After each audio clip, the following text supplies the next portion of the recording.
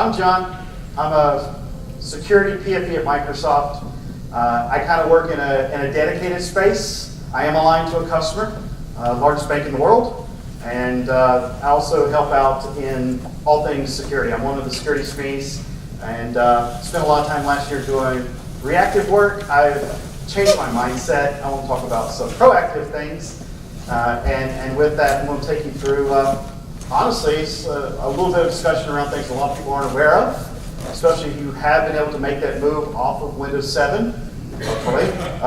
Yeah, cough, cough. And into the Windows 10 world, and hopefully in the Windows 10 world moving not too far behind, because there have been some significant changes over the last year or so. And without erasure. We're not going to talk about that one thing. So what I do want to focus on, of course, is something that kept me super busy last year, and it was all a bunch of variants of things that fall into the world of ransomware. I'm going to just cover ransomware at a real basic baby level, and then dive into some of the meat a little bit later on. The one thing I do want to throw out there, this will be my only sales little phrase during this, is that if you would like to spend a week with us, and come on site and show you how to do everything across the gamut of solutions to protect the environment from ransomware using mostly built-in things. We'd be more than happy to do that through our premier services. But I want to talk a little bit about ransomware, and to get it started, had the volunteers help me out. Under 2 more chairs, there's a taped envelope with Amazon card in it. If you take a second, and that's why ransomware works. You've all been fished. So we have a real problem, and I know it's all downhill from there since you don't trust me anymore. But it's a pretty straightforward thing. Let's put an organization or individual in a position where, you know, it's become really evident that they've lost something dear and true to their hearts, and the only way to get it back is to collect some money. Some people pay, some people don't. And as things have changed quite a bit, if they don't pay, well then we'll just encrypt everything and destroy it or wipe it and just leave it dead. And NotPetya did quite a good bit of that. The downside to what happens with ransomware is it comes to the endpoint primarily. Yes, there is still the exposure of internet-facing servers and the things you got to deal with, certain protocols, and obviously web servers have to be web servers to do what they're supposed to do, and CDN endpoints for file services and things like that have to be open. But email is by far number one. It's the unfortunate endpoint user that's going to get that attachment or that email that looks like something I need to deal with. I open it up, and of course, bad things ensue. Number 2, in a very close and surely increasing in numbers from our telemetry, is the drive-by downloads. Meaning, well, we know that they've got enough things internally, or at least when the mail's coming in, to stop a lot of those bad things. So we're going to at least get them to click on the link or go out to the web and get that drive-out download because that site is legitimate. It may even have business purpose, but certain aspects of it have been compromised, or it's got some third-party friends attached in ads and whatnot. And then, of course, you still have the things that do touch the internet from the server perspective, and typically it's the lack of patching. And we're seeing that this is growing, not just in the number of samples of what's out there, but just the methodologies that are growing within these payloads and what they do. So as far as North Carolina's concerned, I did a real quick request a couple weeks ago over to the Microsoft Library. They've got a great research department, of course. I said, hey, just throw back a bunch of headlines for things that happen in North Carolina, and they sent me too many. So I wanted to try to make this talk personal to a certain degree. So grabbed a bunch of the headlines of things that happened in North Carolina. Some of them were government, some of them were factory-oriented, but there was quite a few. We had a number of stories starting back in June of last year, shortly after the WannaCry big day, which happened 26 days after the patch was released, when it started destroying everything. And of course, NotPetya shortly thereafter, which wiped a bunch of things. But it's a reality. It's a huge reality, and there's so much that can be done for it. So this is the 100 level of how ransomware works. You get something on the system, not too complicated. You're targeted, let's say. Files get encrypted. You get presented with some kind of demand, the ransom, of course. And then, of course, you pay for it if you want to get your stuff back, the encryption. There are opportunities out there, depending on the algorithms and the payloads that were used, or Maybe things were self-contained, there was no C2 type system, and you might be able to find a tool that will do the decryption for you. Sometimes you have to pay for them, so you're still kind of a victim to ransom. But there's a couple key factors. Anonymity is the huge part of it. It's almost impossible to trace sources for a lot of these things. Domain name generation protocol algorithms that are out there randomized quite heavily. When it comes to anonymity, the tools that help out, of course, is the Tor and the Bitcoin that's associated with it. You have the likelihood that, well, that's great, of payment being made. We've seen over the course of time over the last 18 months that the demands have been decreasing, not necessarily just because the value of Bitcoin is decreasing, but if I get a lot of small payments, I end up making more money in the long run as opposed to demanding these big, full Bitcoin or 1.5 Bitcoin, depending on the target. So that's becoming much more likely. Also, with the lower value, it doesn't get reported when it comes to trying to find out if I really want to do an investigation or not. And the data loss, though, still occurs even after paying ransom. We find that a lot of customers that do take the course of payment, they get the decryption keys, they do get their data, but then they find yet another infestation days, hours later within the environment. And again, it's a lot of the persistence of the more advanced persistent approach that some of these have. There's two scopes as well. You have the individual approach, the consumer, if you want to call it that. I'm just average Joe, I browse the internet, I check my email at home, and I happen to come across something bad. This is the commodity malware. These are the packages that can be bought relatively cheaply, 20, 25 bucks, and I can then pay for a spam campaign and hit everybody's inbox, and all their friends and all their contacts get hit. Or if I happen to get in on the website because I've got some tools. And again, it typically, from the commodity standpoint, there's no backups. These are just home users. And if they have something important to them, like the pictures of their grandchildren or their honeymoon pictures or the wedding photos and birthdays and the short little video of the first steps, that's worth some money to some people. And they tend to pay for those things. And it's a good bit of reward for the amount of investment that goes into those packages. But then you have the organizational attacks, the ones that hit businesses, the ones that are extremely difficult in some cases because they're multi-stage. They're what we like to see in the, or we don't like to see it, but what we see the news agencies refer to as the sophisticated attack. A little disclaimer, they're not sophisticated. They're basically just pivoting off of a lot of failures that typically cascade in most environments because they're not in place. There's problems with privileged access, as in there's too much privileged access in the environment. Default or very common controls are absent or people step around them. And then, of course, being able to hit online backups. It's amazing how many organizations have backup infrastructure that's connected to the network and always on. In fact, one of the big ones that I worked last year, that was part of the problem. It took 90 minutes. Everything was wiped. They had to go to Best Buy to get their 2 crash carts, laptops to take into a data center so they could even start the process. And that's where we found out that, well, we can't even restore from our backups because they were encrypted as well. Bad. Here's the single stage. What really happens in that commodity approach? You're targeted in different ways. You get the email, you click the link, you install the freeware application or the shareware or whatever it happened to be, and then bad things happen. It's nothing too wild and crazy. Email is going to be the primary factor here, which means unless you're extremely diligent about your email behaviors, you're doing something there to protect the email. It's happening whether you realize it or not. So drive-bys also occur. And these things typically use extremely strong encryption from a consumer standpoint. AES things that no one's going to break, or even if they have the time to break it, it may not occur within the window when the system says, well, I'm dead, and you don't get anything anyway. And they're automated. Usually there's no way to stop it once it's in the system. It's going to run, or it's already run, and there's nothing you can really do about it. From the organizational side of things, there's a couple more steps. There's still the plan, the footprinting, if you look at tech models, the first step of all the research of how do I get in. I find hopefully a way in and my patient zero, or maybe I still pull off the normal email thing. But then what we see are some of the sophisticated tools being used, which aren't really sophisticated, that allow for pivot and move through the environment. most of the toolkits are getting more intelligent, and that they're actually looking at some of the analytics behind behaviors of these organizations, like which systems are being used for administration, who are those accounts. Don't pop them yet, just use them, take their hashes and place them with some tickets, but figure out how to move around and find where the important things are.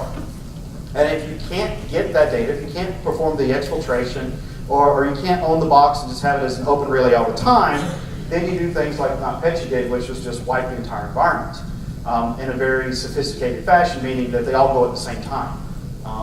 And of course, leaving some backdoors where once they do bring things back, maybe you can still get in and do it again. There is that command and control, or that C2 element in the organization-wide type of attacks.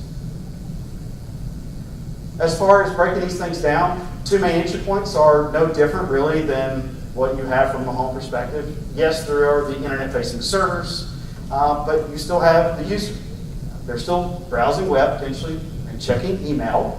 Nothing's really different there. That's expected behavior, and of course those internet-facing servers are easy to confirm. I do some sweeps. I find the ports, I find the system names, or I can just crawl through some DNS.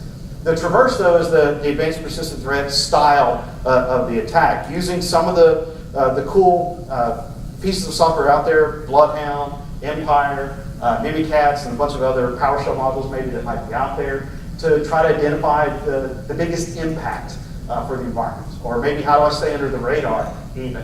And then, of course, the encryption here is something that's, unless you have a backup, there's not really anything you're able to do from it from a cryptographic standpoint.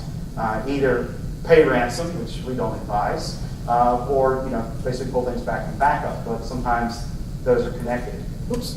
There is a credit theft demo that we threw out on YouTube. I believe is where they put it, but I think they might have redirected back to the docs page on Microsoft.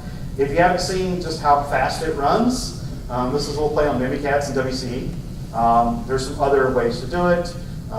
We've got one that we use in our engagement, which actually shows you how Empire and Bloodhound work to map out those accounts real fast. And it does it in a way that it doesn't show up on most of your logging, which is great. One of the biggest growth areas over the last 6 months is malware as a service. So basically compromise as a service, whatever as a service acronym you want to make up for it. These kits are unbelievably cheap now. Started in 100 to 1,000. Now they're all under $100 for the most part. They're using pretty rapidly developed variants from code that was popular last year.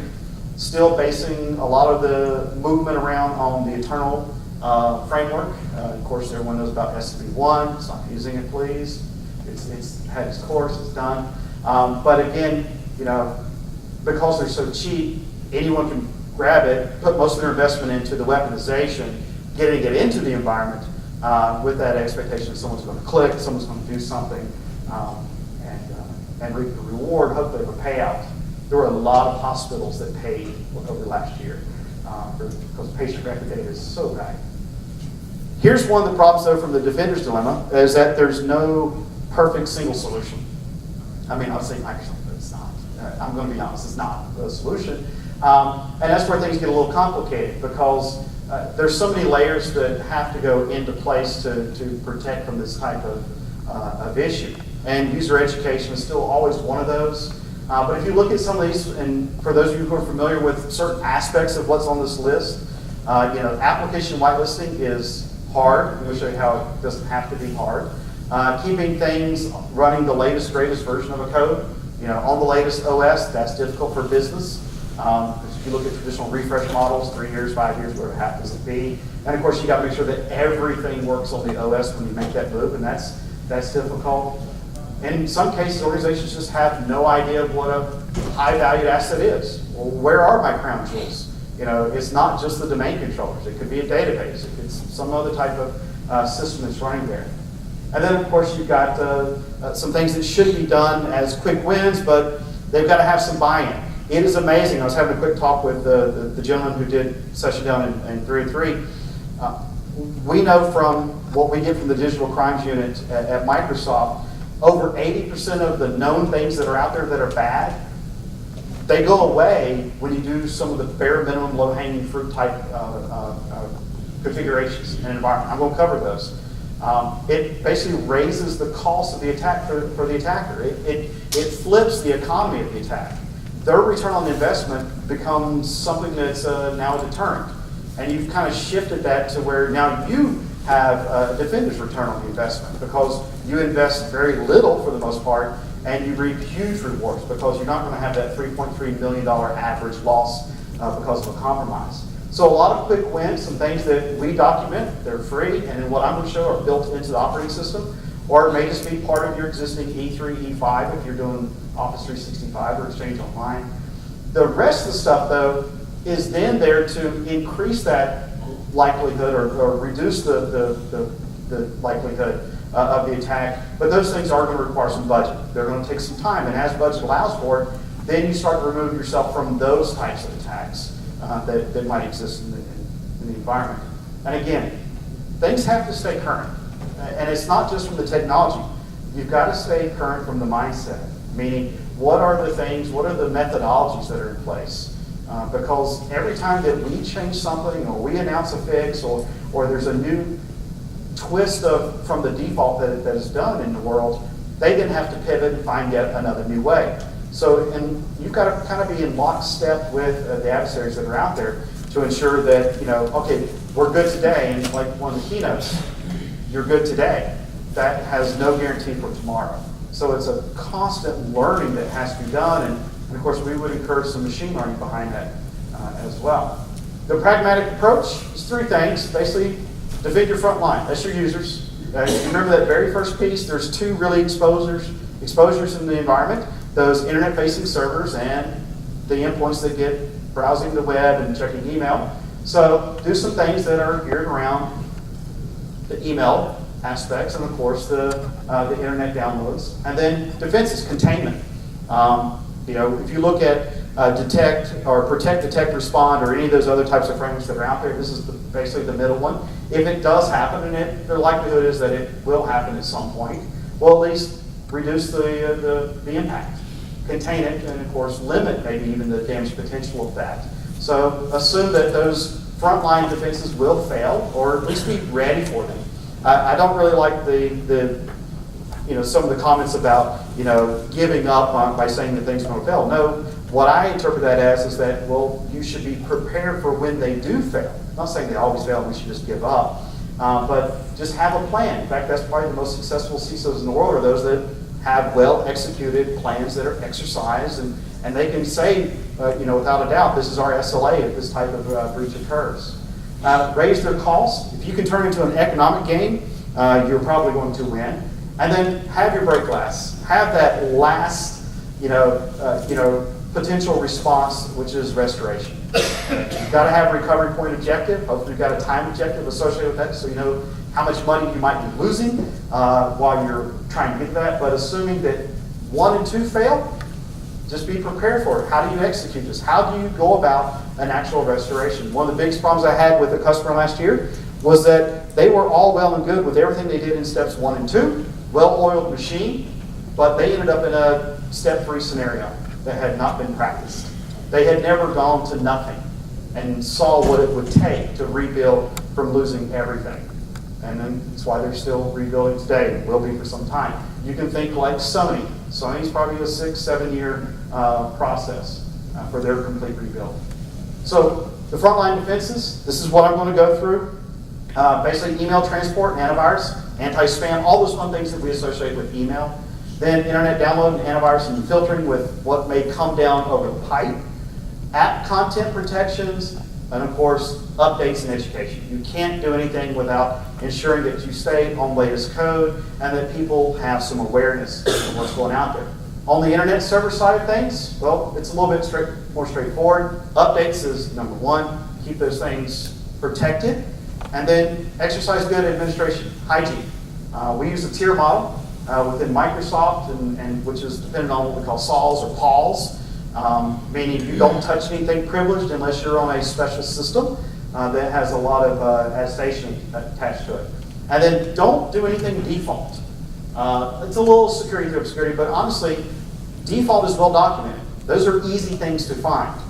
So you've got to twist it up a little bit and make sure that you apply configurations and move away from default passwords And also you've got to run web servers on 443 and 8 and things like that. That's a given.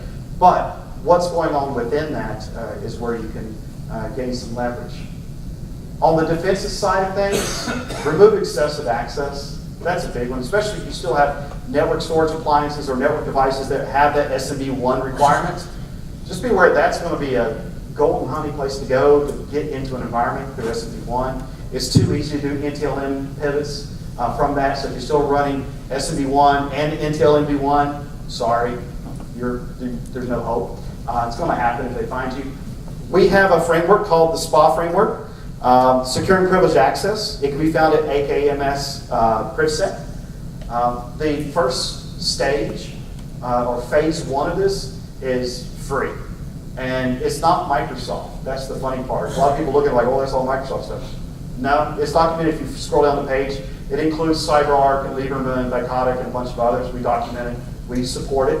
We don't call us for support, but if you use it, then that's great. It's still satisfying all the elements that are in that first phase, which is separate accounts, use something that changes local admin passwords if they're enabled, and things like that. And of course, I like to say pause.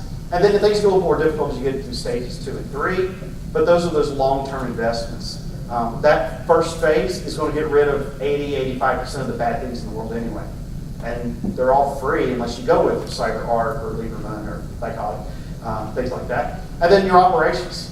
You've got to be prepared. You've got to exercise, whether it's a tabletop exercise or you go through, a real, incident response of some type, and go through restorations and make sure that everything works the way it's supposed to work. But there's also things that can happen automatically for you through technology, meaning there is an automated response or recovery mechanism within some of the security solutions that are out there. Yes, we have MAPS and ATP that does some of this. I'm going to show some of the screens later on. But you've got to have availability for those responders, for people who are trained if you're going to manage this yourself. If not, there's third parties and there's instant response through vendors that can handle things like that. And that last part, no disaster recovery best practices. It's what I talked about last year because I saw so much wrongdoing that I shared the report from Edelman, EY, which is one of my former customers, and Microsoft. We got together at the RSA conference and kind of shared an IR playbook, how you should do things the legal way, and involving legal and basically bringing the environment back the right way. But you've got to make sure that your backups are inaccessible. If your backups are online, if they're connected to the same network where all the bad stuff happens, guess what? It happens there too, and you're not going to have something to go to. One of the funny things is when there's all this, the cloud's not secure. Well, the cloud's almost always not connected to your environment. That's on purpose. So just be aware that there are things that are out there from various clouds that do support that kind of approach to offline backups or recovery services like we do with Azure, where, it just spins up in Azure and as if it never happened. So what I'm going to cover, going through these things and speaking to the Microsoft things that are found in Windows 10. In the box, you already got the license, and if you're using Office 365 with E3 or E5, then you have some enhanced enablements that are, again, in the box. You don't have to bolt on a lot of other things. Is that complete coverage? No, it's not complete coverage, but the idea here is you're taking initial steps, that low-hanging fruit that is going to deter almost all of this from occurring. There are still other things you have to have. You still have to have phase 2 and phase 3, by all means, to be complete. But I'm going to go through these. So the first one is AppLocker.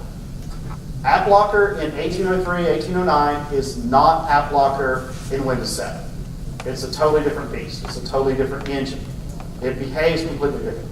And this is essentially a way in which you can mark things that are, on your whitelist in the environment, things that are allowed to run, scripts, the installers, and all those things. And of course, the behavior behind it. And it's easy to manage. GPO is by far probably one of the more straightforward of that. But it can also just be used as an auditing tool. It can be used just to log the use of applications to build up some information about your environment before you start putting in enforcements. I will agree and basically say that if you're trying to do AppLocker on your own and using this for a whitelisting of the environment on an endpoint is going to be extremely difficult. Therefore, one of our experts that works in the world of baselines Aaron Margosis created what we call Aaron Locker. Aaron Locker is not another version of AppLocker. Aaron Locker is a PowerShell script that he wrote that takes a golden system and builds your AppLocker policies for you in a run of a single script. Because we got the feedback from the world that AppLocker is great when it works, but when it's not configured right, it ruins the day. So what this does is it builds the rules that you need. And again, you should start those things with audit mode, so you get the logs, you can see what's hitting, what shouldn't be hitting, clean out your false positives or false negatives and whatnot, and use that. But it was announced earlier this year in the summertime, and he showed it off to us internally at Ready in Las Vegas back in July, and we all went crazy over it. And now this is actually something we can come into an environment and show you how to use as well. Defender exploit protection. So this is a built-in Windows security feature. It has some really nice powers if you're on E3 or E5. But again, that's a little bit extra money, but just out of the box, built into the Defender antivirus family suite of things, it's there. Exploit protection is basically there to increase the security footprint of the environment. It's something that should be leveraged. There's many, many tools that are in the Defender suite that I see folks not using or bolting on a lot of extra third parties that the last time they were updated was when Server 2012 came out, or in 1607 when 2016 was released, and haven't changed at all. If you remember Emmet, this is basically the new beast that Emmet evolved into. There are 21 memory protections. This is how you block 0 days when there's no code available yet, because it handles what's happening within the application, how it interacts with the kernel, what user mode stuff is going on, what's going on in memory, and all things that come into the rails, so to speak, of when an execution occurs, and whether something is legitimate or not, has been tampered or not. And these are the various memory controls, we're going to call it that, that are in place. If you didn't play with Emmet, it was a great way of protecting yourself from, I think, 7 big 0 days, and 2 of which we never released a patch for. But in this case, this is what it's evolved into. There were 7 mitigations in Emmet. There's 21 in Windows 10 version of that. How this kind of works, you've never seen this. We would love to say stop using, or I guess I should say, an organization would like to be able to say, well, we got to stop using Office because that's how we're getting all our bad files. Well, the problem with that is a very, very small number of those files that are Office-oriented that are doing the bad things. The rest of the Office files are important to the business. It's how you do things day in and day out. But then if you look at, well, what if we were just to look at the ones that had macros? It's a larger number of potentially bad files, but again, a lot of those macros are probably still providing some business, not functionality necessarily, but enablement. And then you get into the ones that do a little bit more nefarious activities. Well, this has macros and it runs executables, potentially, or it executes content or calls other applications. Then you have the worst, which are the ones that go out and talk to the internet and run executables. Well, what that Defender exploit guard does is it profiles those things and it protects them from running, or it keeps them safe, I should say. Does it get it right 100% of the time? No, but that's why you can tune it and you run in audit mode. But it will learn from your environment and it will basically behave and allow for the good things to always run and the bad things to get blocked. Because most users, when they open up documents, don't make the right choices. Also, the configuration behind it is both proactive and reactive. And one of the encouraged methodologies, and the reason why we talk a little bit really deep into this when we do this on site with a customer is, number one, be proactive always. Like I was saying, keep up to date and learn what's changing, what's going on. So you see the hacker put something on Twitter, or you get something from a search engine or an article that you're reading on the internet about a new methodology that's being leveraged in Office. Well, I'm just going to pick on Office, I'll be honest. Everybody else picks on it. So you've got something running in audit mode, and basically you just write that rule. You put it in. You can also be reactive. So if you're doing monitoring from like Defender ATP or Azure ATP, and you're seeing some signals come in on odd behavior, well, you can use that ingest to also make new rules. You audit your changes, and you start to see that you're getting things flagged. And then again, if new things show up in your audits, then that can go back into, again, turning on the controls or adding new controls. But moving from, well, let's just see if it's happening. And if it is, and we definitely know that that's a bad thing, well, then you make that rule a block. So you make that intelligent movement from allowing it to happen and just rolling the dice and hoping that there are other controls that are stepping in and taking care of things into some intelligence so you're aware that it's occurring, and now that you have that power to block it. And this is in the box, just most people don't know it. The agent's installed with every version of Windows 10 and Server 2016 and 2019 now. The manageability goes beyond just our platforms. There's a handful of third-party MDMs that have support for this. So if your Windows 10 endpoints are Azure domain joined or native domain joined, but they are using cloud identities in some way, then that can step in. Intune, System Center, ConfigMan has configuration controls for this as well. It's slider boxes. It's pretty easy, which is nice. Smart Screen. We have a bunch of slides on Smart Screen, but I like to pick on just one thing about Smart Screen, and that's that a lot of people don't realize this, but Smart Screen works outside of Microsoft technology.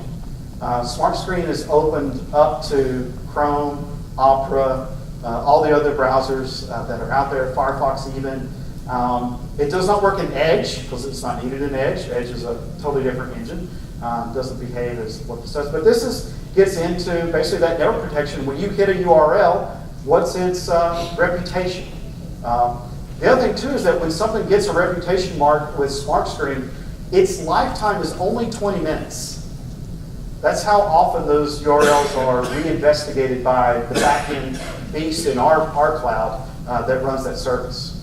So we're constantly looking at, and then depending on if there's more traffic going to the site, then there's actually an algorithm that tracks that timer down to where it may be re-ingesting or rechecking the content of that site in seconds as opposed to minutes, as the normal engine would go.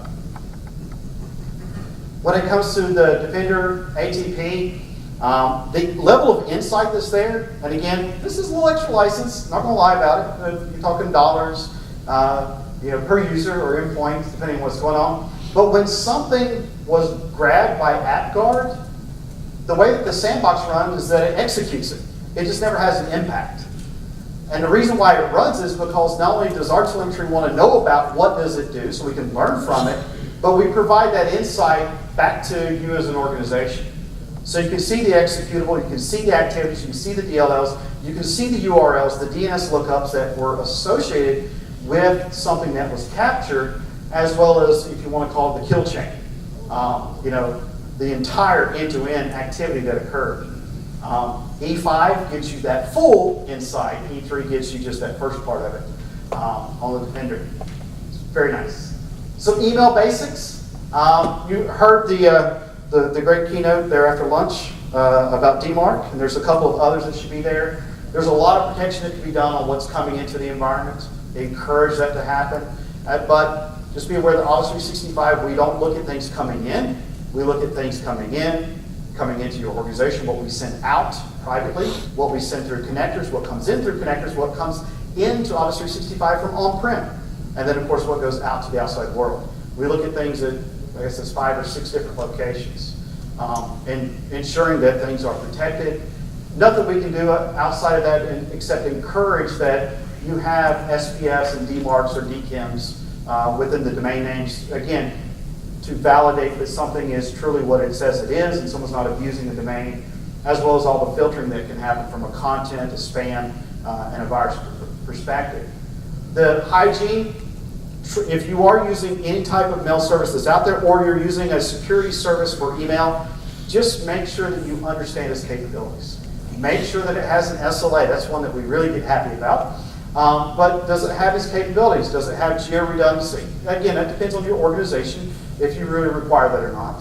But what does it provide from spam and malware filtering? Does it do bulk filtering? Can it queue mail while your systems on-prem are not available or are backlogged in some given way? Can it happen in the opposite direction? And then what are the service level agreements? And then those come in a couple different areas. There are some SLA values that we are not super at, that we're not the best, but then these 4 here, I think we have a pretty good track record. This is what they are for Office 365, if you didn't know. The spam effectiveness is 99%, the false positive is 1, in 250,000 emails. The virus detection SLA of blocking is 100% of known. And again, we've got probably one of the largest graphs that's out there for signals. We get 4-point-some billion emails ingested a day, over 900 million endpoints, so we've got a pretty good signal rate. But the monthly uptime SLA is the 5 nines. We had 8 seconds of downtime, I think, over the last cycle, so it's pretty good. If you've never seen what the inbound filtering looks like, and again, if they make the slides available, you can see it. This is hidden pretty deep online, but this is what it looks like when a mail comes in to Exchange Online Protection, and what it has to go through to either get to the corporate network or go into quarantine, get dumped, and of course there's a feedback cycle that does go to humans when you report things using Outlook or even some of the third-party email capabilities. The outbound looks like this. Outbound uses a scoring system. If you've never seen that, it's quite a bit. I'll let people take pictures, so I'll hold for a moment.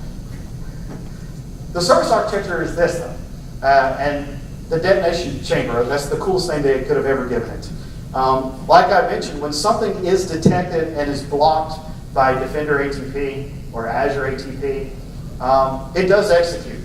But we do it in, basically like the bomb squad does. We put it in a little chamber and we let it run so that we can pick up all the signals that go with it. What does it try to do? Because that's all opportunities for learning. Because we've noticed too from some mathematical algorithms, and that's where the machine learning aspects come into it, that there are patterns that increase the reliability of that detection, meaning marking it as bad. If we see certain things on that mathematical curve, then they're pretty much copying things that have happened before. They mix it up a little bit. But this goes into what we do with attachments, what we do with links, before they come back to the recipient within Outlook. If you haven't seen what happens to safe attachments, basically it goes to a lot of little pieces. There's a detonation chamber. But if it makes it through all of those filters, then you get it, regardless of what type of end user you happen to be. Safe links is a rewrite, which goes through a lot of other different things as well. If you haven't seen safe links, it's where the little simple link gets turned into something that's been vetted, has a reputation behind it, and it basically also ties back that user's click to the email, to the system, to a timestamp. It's how we were able to pull a lot of our spam campaign telemetry. If you want to run from within Office 365, you want to perform your own spam campaign or click campaign, you can do that now. You create a message, it comes from someone inside your environment, but we actually use some of the markers in the emails to basically gather how quick does everyone click, how many people did click, and whatnot. Of course, they get nice little things as you just been phished. You need to go get some education about doing that. But the rewrite URL allows for some intelligence behind every single one of those messages, every single one of those links, and the behavior of the user who receives it, which is some insightful stuff. And all that feeds into the security compliance dashboard in Office 365. It's a single pane of glass. I had to throw that word out there at least once. With a couple slices that come up of it. This can also feed into Azure Monitor, which then feeds into SIEM. If you happen to have some type of SIEM or SIEM in your environment, whether that's ArcSight or a bunch of others that are out there, QRadar, and of course Splunk can take all these markers as well. We don't do traditional signatures. I think that's been advocated quite a bit. We moved away from traditional signature approach for antivirus quite some time ago with the Defender rebranding, but there's a scan interface, the MC. It's a bit of a beast that works in two different ways, either disconnected or in a connected sense. The power comes from the machine learning and the ability to tap into what is in the cloud from the ATP standpoint of it. But it also looks at event trace for Windows, the logging of what is actually transpiring when a user clicks on something, opens up something, and that's what's happening in the kernel, what's happening in the memory, what's happening in the file system, the network, and all put together as a big picture. And then things are customized for SKUs so that we see good performance, whether that's running from a container version of the server OS, or it's a full GUI, or it's the Windows 10 platform. If you haven't seen what AMC does, I've got some wicked slides that are all hidden, but basically, this is that ability if Defender ATP is engaged. If not, then it uses its own internal little beast to analyze what's going on, especially in areas where the user has no clue. When they open up a document, and again, we're picking on Office a little bit here, there's an obfuscated macro within it. Well, we log that. We also pull some data around the behavior of that attachment, what it came in with, the email, was it marked, and of course Office has its protections for how do you handle macros, the trust center and all those things. It's amazing how users will just click yes, yes, yes, yes, yes, enable content to get to whatever it is that they received in an email. So when your users fail, there's still kind of a life vest here, which is the intelligence security graph, if ATP is enabled on that, which is looking to see if what transpired looks like anything else we've ever seen. And if it has, it blocks it. Even if that user fully defeats all those protections, they're still protected. If you saw the news about what happened in a small town in Tennessee, about 14 minutes we stopped a huge campaign from taking over an entire town because all the small businesses in the town use the same Microsoft partner. And they went in, they configured things, and one of those businesses got something really, really bad from an ATP in Korea. And it turned out that only one patient, patient 0, was the only one infected. The rest of them were okay. And it all transpired in, of course, about 14 minutes. That's how nasty it was. This is what I was referring to. If a user opens up a Word doc and sees that, the likelihood on them to click that enable content because they think for some reason Word is keeping it from rendering it properly. And maybe that's my magic button. What they don't realize is that what's inside this document is this. It's obfuscated macros that is calling PowerShell to run something really, really nasty. Well, if they're licensed and they have that in place, as soon as that's seen on 1 or 2 systems, the rest of the environment's protected. So that's part of that containment.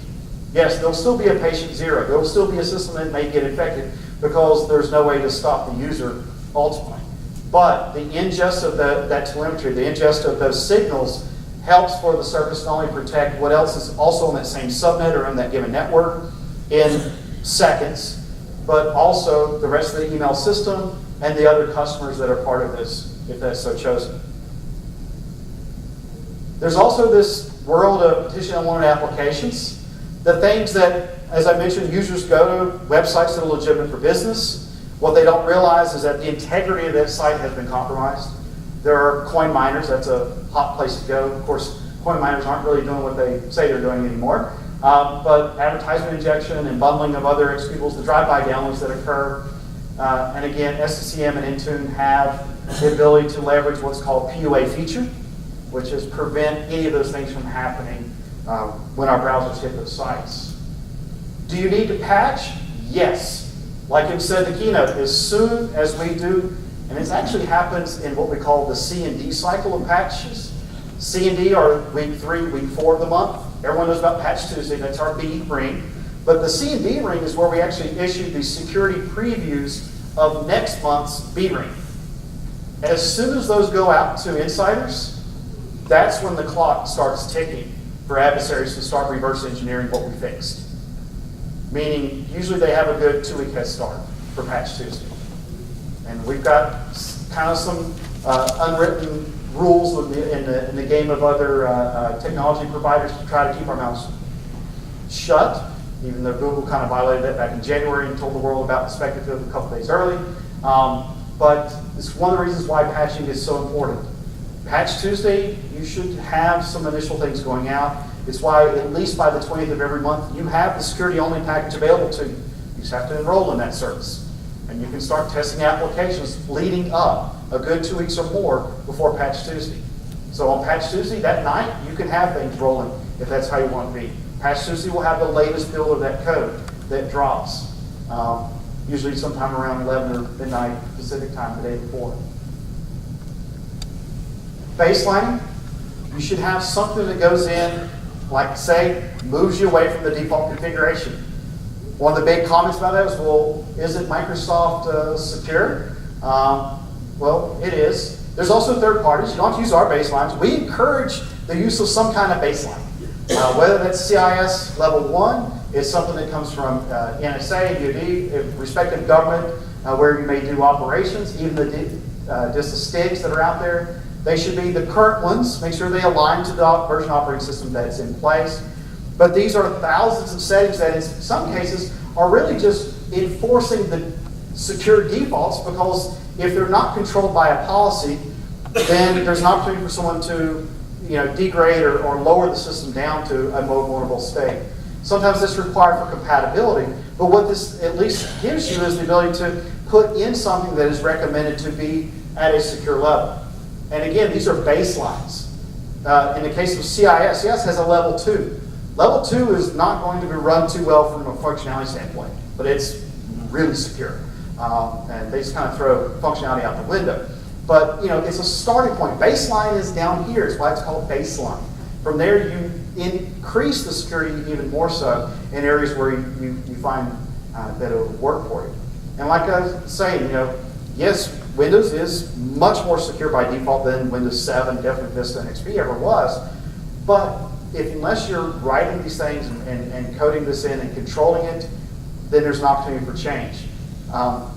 Be aware of a change that's coming in the world of DSC next spring. For those that follow PowerShell Core and what's happening in being open source, PowerShell DSC is going to be open source, meaning now your baseline policies for both Windows and Linux run from the same platform, the PowerShell DSC.